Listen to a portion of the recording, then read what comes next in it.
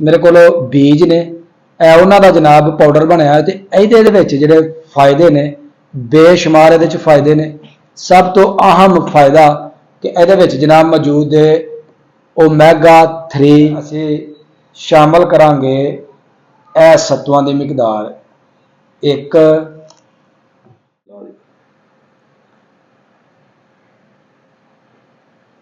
माशाअल्लाह।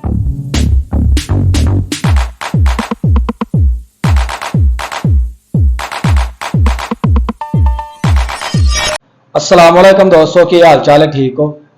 मैं जी तुहाडा दोस्त सुल्तान शेख पंजाब के खूबसूरत संती शहर सियालकोट तो। अज की जनाब साडा वीडियो का मौजू है गर्मियों का बड़ा ही पसंदीदा मशरूब हर दिल अजीज ते जिसम दे विचों गर्मी नूं खत्म करन दा बेहतरीन तोड़ मेरी मुराद सत्वां दा पानी। असीं जनाब बनाण गए हाँ सत्तू ते सत्तुआं का जरा मशरूब बनता वे गर्मियों का एक बेहतरीन मशरूब है। और इस मशरूब दे विच जनाब और इस जिहड़े मेरे को बीज ने उन्हों का जनाब पाउडर बनया तो ये जोड़े फायदे ने बेशुमार। ये सब तो अहम फायदा कि ये जनाब मौजूद है ओमेगा 3 तो उस तो अलावा जनाब गर्मियों के अगर इनू पीता जाए तो प्यास की शिद्दत नूं करदा कम। उस तो बाद जनाब मेदे ते जिगर की गर्मी नूं करदा खत्म, डाइजेस्टिव सिस्टम नूं करदा और कोलेस्ट्रोल लैवल नूं मैं कहना जी बहुत जल्द जरा ना यह खत्म करदा वे। ते उस तो अलावा होर दे बड़े फायदे ने। शुगर के मरीजों वास्ते यह एक बेहतरीन मशरूब। इस चीज़ का ख्याल रखना कि शक्कर का इस्तेमाल कम करना, जामेशरी विच नहीं पाना।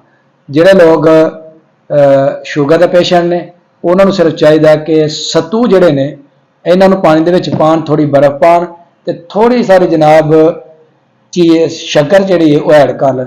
तो उस तो बाद शुगर फ्री कुछ टैबलेट्स मिलदियां ने कैमराल, उन्होंने विच इस्तेमाल कर लें। उन्होंने वास्ते हो जाएगा शुगर फ्री मशरूब। तो जनाब पीन ते पीन दे नाल एक तो दिल नूं सुकून मिलेगा, जिसम नूं सुकून मिलेगा, तो दूसरा जनाब एक लाजवाब ते मज़ेदार मशरूब जिहड़ा वो जनाब पीता जाता है। तो चलो जी किस तरह तैयार किया जाता है असीं अज की वीडियो च तुहानूं दसदे हां। बिस्मिल्लाहिर्रहमानिर्रहीम। सब तो पहला जी असीं पानी लै लिया तकरीबन 1.5 लीटर पानी ते इहदे अंदर असीं शामिल करांगे ए सत्तुआं दी मिकदार 1 2 3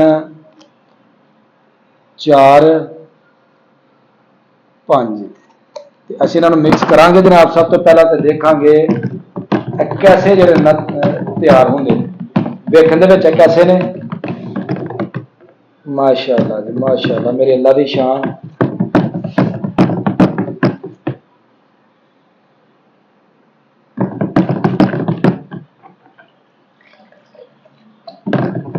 क्या बात है जी। हुण नाल जी कर ली जाएगी शामिल इस दे अंदर शक्कर। तो जिन्नी क शक्कर को पसंद करदा शक्कर उन्नी ही इहदे अंदर शामिल करनी है, ज़्यादा शक्कर शामिल नहीं करनी।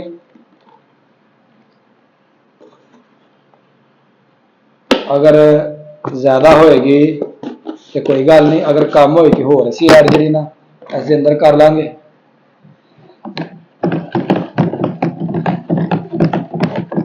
माशाअल्लाह अच्छी तरह शक्कर शामिल करके उस तो बाद ये अंदर असीं थोड़ा सा ऐड करांगे इनू कलर ग्रेड करने वास्ते कि इसका रंग जो ना जरा सोहना बन जाए, वो वास्ते असीं शामिल करांगे इस दे अंदर जी जामेशरी। अजकल जामेशरी भी इस तरह का आन लिया कि जिस जनाब बिल्कुल पानी नहीं हुंदा। हाजी साहब जी साडा जनाब हो गया वे सत्तू माशाअल्लाह बेहतरीन तैयार। गिलास लेके आओ।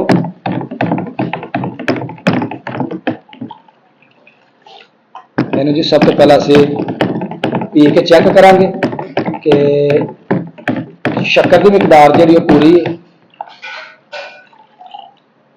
जी। इस दे अंदर हुण असीं करांगे बर्फ शामिल। बर्फ नूं पहलां ही छोटे छोटे पीसां दे विच असीं बना के रखिया। बेटा गला खराब हो जाएगा ये ध्यान में रखना, बर्फ खाने से गला खराब हो जाता है। गला जो है ना शरीर दर्द करता है, तो इसलिए बर्फ से परहेज करना चाहिए। माशाल्लाह जी साढ़े जी सत्तू हो गए ने बिल्कुल तैयार। तो हुण जी असीं इहनूं पीआंगे। बाहर बड़ी गर्मी नहीं, तो गर्मी की शिद्दत इन्नी कि ज्यादा सी ते बस दिल करदा कि बस मशरूब भी पी जाइए। तो अजकल जिन्होंने लगती है ना भुख कम, वो जनाब मशरूबात का ज्यादा तो ज्यादा इस्तेमाल करन। कच्ची लस्सी, दही की बनी हुई लस्सी, चाटी की लस्सी, इसका इस्तेमाल करन ज्यादा। इंशाल्लाह भुख भी जी बहाल हो जाएगी, क्योंकि गर्मी की वजह के नाल मेदे दे विच हीट हो जाती है, जिगर च हीट हो जाती है, तो भुख का अंब जिहड़ा ना वो कम हो जाता है। अगर तुम इन्होंने चीज़ों को इस्तेमाल करोगे तो इंशाल्लाह भुख भी अपना बेहतर हो जाएगी। लेकिन गर्मियों के गर्म चीज़ों का जो करना परहेज, तो ठंडिया चीज़ों का इस्तेमाल करना है ज्यादा। तो जी असीं हुण इहनूं चेक करने कैसा बने हैं। माशाल्लाह है जनाब साढ़े जिहड़े ना सत्तू वाला पानी जिहड़ा है ना वो हो गया तैयार। तो चेक करने हैं जी। ये लो हादी साहब आप भी पियो जी। बिस्मिल्लाह पढ़े जी। बिस्मिल्लाह। माशाल्लाह बहुत जबरदस्त जनाब अंदर गया वे ते ठंड पै गई एक बारी।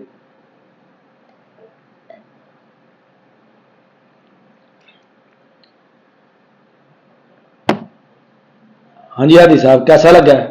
मजेदार है जी। कितना गर्मा है? बहुत ही ज्यादा मजेदार है। अच्छा जी ये जनाब माशाल्लाह।